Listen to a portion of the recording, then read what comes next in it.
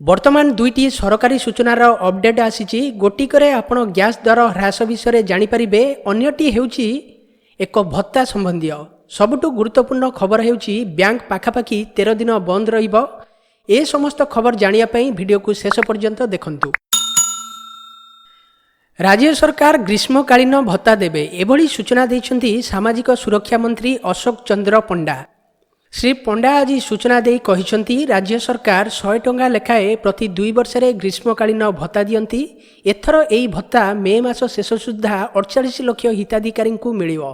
Madhubabu pension योजना रे सामिल थिबा 28 लाख हिताधिकारी और जातीय सामाजिक सहायता रे सामिल थिबा 20 लाख हिताधिकारी एथिरे उपकृत हेबे। देश में जारी रही कोरोना लॉकडाउन मध्य सरकार एक बड़ घोषणा करछंती। सरकार आज ग्राहकों को आश्वस्ति देवाई अण सब्सिडी युक्त गैस सिलिंडर पिछा दर को 162 टंका 50 पैसा कम करछंती। एही संशोधित दर पर दिल्ली में 14.2 केजी सिलिंडर दर 744 टंकार ह्रास पाई 581 टंका 50 रे पहुंची। सेहीपरि मुंबई रे गैस दर 714 टंका 50 रु ह्रास पाई 579 टंकार बिक्री हेउची। कोलकाता रे 14.2 सिलिंडर दर 584 टंका 50 पैसा थिला बेले चेन्नई रे 469 टंका 50 पैसा रही।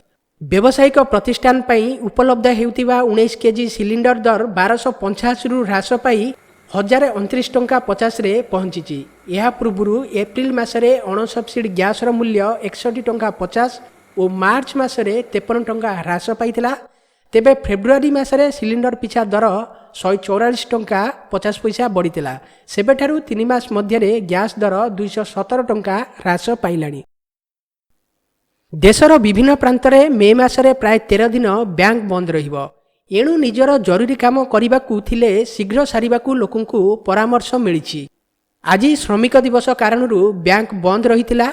बुद्ध पूर्णिमा एवं ईद मध्य एई मासरे रहिछि। शनिवार एवं रविवार छुट्टी मध्य अलगा रहिछि।